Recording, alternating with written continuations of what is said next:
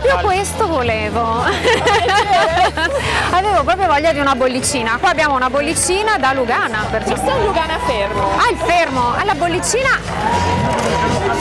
Bollicina, eccola qua. Siamo rimasti con questo. Oh, benissimo. Allora, questo è un Lugana 100%, metodo classico, 20 mesi di affinamento sui lieviti. fantastico, lo assaggiamo. Allora. Volentieri.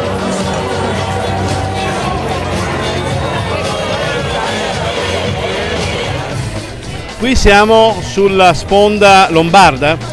Assolutamente sì. Siamo tra Sirmione e Desenzano, Peschiera, provincia di Brescia. Comunque siamo nella zona delle 3 province che si dividono. Siamo un'azienda agricola a conduzione familiare.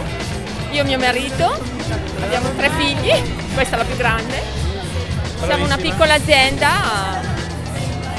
Non so, fatemi qualche domanda. Non lo so. Beh, allora, innanzitutto complimenti per questo metodo classico perché ha una freschezza meravigliosa, una bella mineralità. Grazie. E, il vitigno, il Turbiana, si presta molto bene alla spumantizzazione, vero?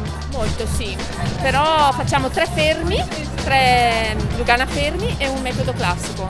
Questo abbiamo iniziato a farlo così, per scherzo, e poi... E vi è riuscito molto bene? Molto bene, sì. I clienti sono contenti e noi siamo più contenti di loro.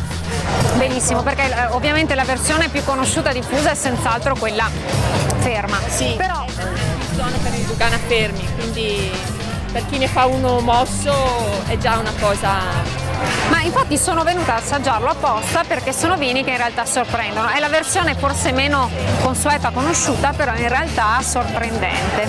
E una domanda sull'enoturismo anche a loro, perché insomma... Siamo qui appunto con l'associazione del... Movimento Turismo del Vino, le vostre sono zone meravigliose vicino, cioè sul lago di Garda, quindi già di per sé conosciute perché località turistiche, però la domanda qua è all'inverso. Mi hanno detto che comunque chi fa vacanze sul lago di Garda negli ultimi anni ha iniziato anche a spostarsi come tappa turistica anche nelle cantine, è vero questo? Assolutamente, sì. Amano le cantine, cioè veramente lì è zona molto turistica. Voi organizzate anche appunto delle occasioni di accoglienza? Sì, visite guidate, organizziamo eventi per chi ne ha necessità, però sempre cose legate al vino, non facciamo feste private, ecco, no, assolutamente. E un'altra domanda, oltre agli italiani ovviamente, ma soprattutto so che c'è anche un turismo straniero legato. Assolutamente. Ok. E qual è? Tedeschi. Tedeschi soprattutto. Tedeschi, sì. La Germania è sempre... Il lago di Garda è dei tedeschi, è suo e basta.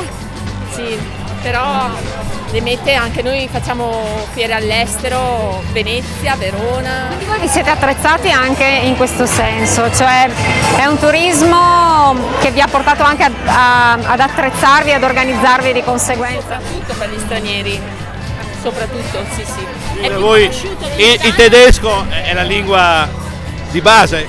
direi di sì, sul lago di Garda sì. Direi a Grazie questo a voi, punto grazie magari a voi. veniamo a trovarvi e magari facciamo un Noi è il giro. primo anno che siamo qua, siamo stati invitati, sono contenta Una di bella essere... occasione, vero? Sì, molto. Direi una serata riuscitissima. Sono molto contenta di essere stata invitata a questa serata.